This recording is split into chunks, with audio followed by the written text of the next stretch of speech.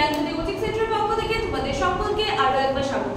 আজকে আমরা আলোচনা করব যে বিষয়টা নিয়ে ভারতের শিক্ষায় লর্ড কার্জনের অবদান। ঠিক আছে, অতিরিক্ত কথা না গিয়ে চলো একেবারে আলোচনার বিষয় ফিরে আসা যায়। একেবারে শেষের স্লাইডে তোমাদেরকে দেখিয়ে দেবো যে জ্ঞানজ্যোতি কোচিং সেন্টারের সাথে যোগাযোগ করতে হলে দুটো কন্ট্যাক্ট নাম্বার রয়েছে, যেগুলো জ্ঞানজ্যোতি কোচিং সেন্টারের অফিসিয়াল হেল্পলাইন নাম্বার। যে কোনো একটি নাম্বারে কল করে কিন্তু তোমরা সরাসরি আমাদের সাথে যুক্ত হয়ে যেতে পারো। চলো আলোচনার বিষয়টা আগে শুরু করা যাক। কি আছে দেখো, পাশে ছবি দিয়ে দেওয়ার চেষ্টা করেছি। লর্ড জর্জ নাথানিয়েল কার্জন, ঠিক আছে, কত 1899 এই সময় থেকে 1905 সাল পর্যন্ত ব্রিটিশ ভারতের ভাইসরয় ছিলেন। হয়ে গেল।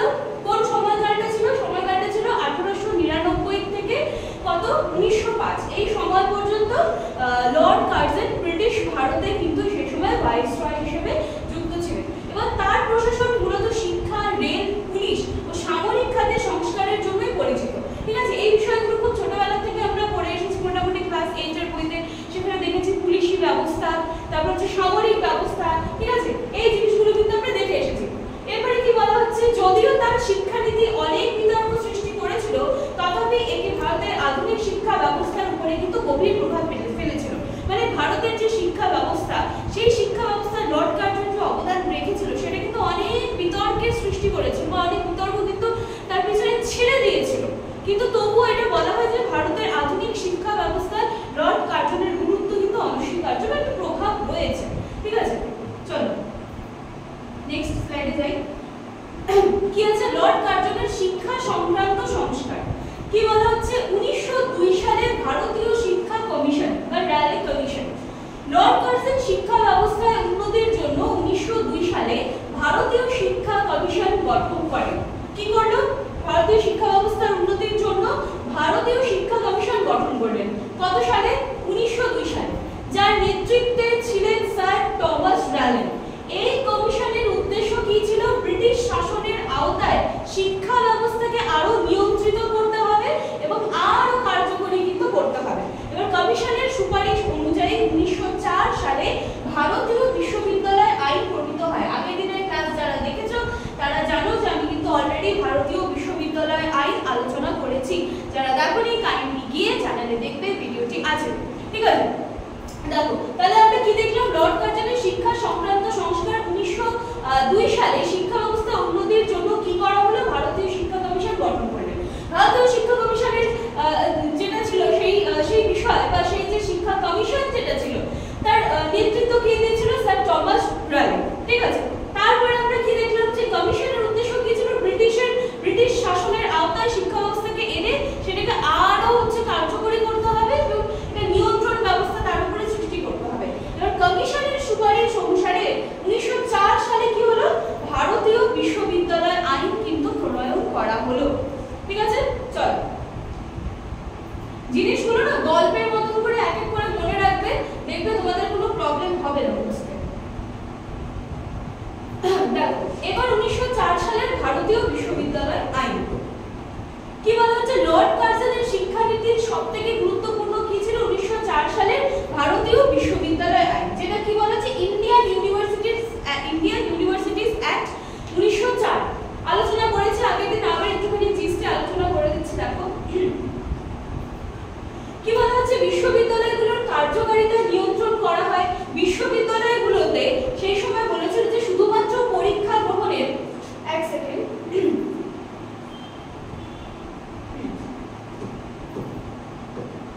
কি বলা হচ্ছে, বিশ্ববিদ্যালয়গুলো শুধুমাত্র পরীক্ষা গ্রহণের প্রতিষ্ঠান না হয়ে শিক্ষা প্রদানের দিকেও যেন গুরুত্ব দেয়, এই কথাটা কিন্তু বলা হয়েছিল। দ্বিতীয়ত, সরকারি নিয়ন্ত্রণ বৃদ্ধি। ব্রিটিশ সরকার সরাসরি বিশ্ববিদ্যালয়গুলোর কার্যক্রম বলো বা বিশ্ববিদ্যালয়ের বিভিন্ন যে নিয়ম নীতিগুলো ছিল সেগুলোকে নিয়ন্ত্রণ করতে শুরু করে। এছাড়াও শিক্ষার মান উন্নয়ন, অধ্যাপকদের বেতন বৃদ্ধি, গবেষণার উন্নতির কথা, এছাড়া লাইব্রেরি, গবেষণাগার স্থাপনের উপর কিন্তু জোর দেওয়া হয়।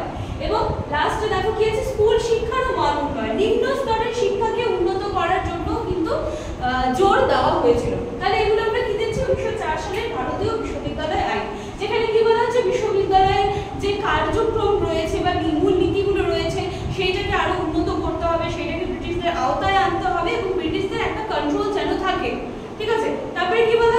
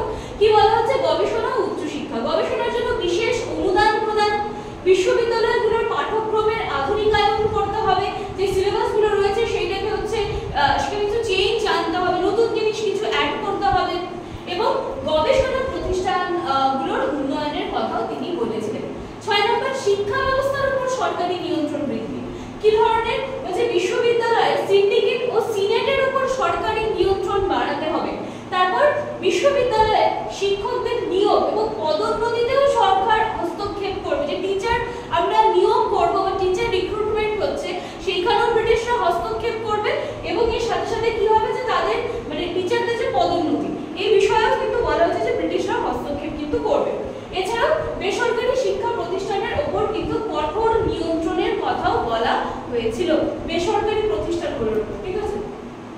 আচ্ছা, এইবারে দেখো লর্ড কার্জনের শিক্ষানীতির প্রভাব। যখন কোনো একটা বিষয় বা কোনো একটা কমিশন বলো, ঠিক আছে, সেটা যাই বলো, কোনো ঘটনা হতে পারে, তার তো অবশ্যই পজিটিভ এবং নেগেটিভ দিক থাকতে পারে।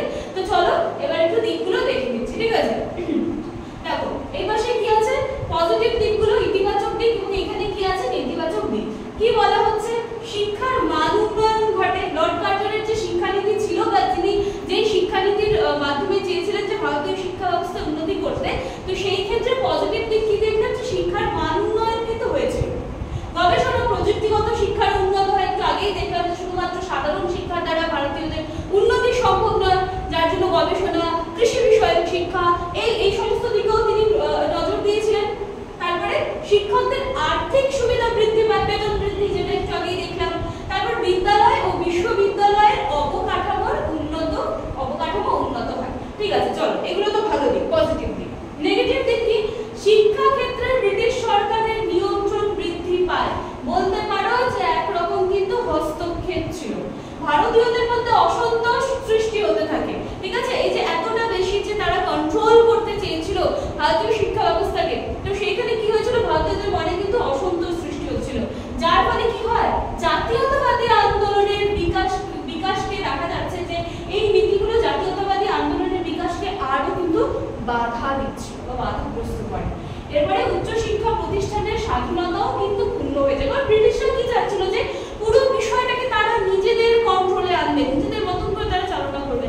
তো সেখানে আলাদা করে স্বাধীনতার তো কোনো বিষয় ছিল না, তো সেই জন্য কিন্তু তখন নেগেটিভ দিকগুলোও কিন্তু রয়েছে। ঠিক আছে, আশা করছি বিষয়গুলো কিন্তু তোমরা সুন্দর করে বুঝতে পারছো।